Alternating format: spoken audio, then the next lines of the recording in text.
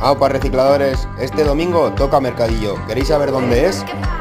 Como algunos ya sabéis, nos dedicamos a la venta ambulante de todo tipo de artículos en mercadillos.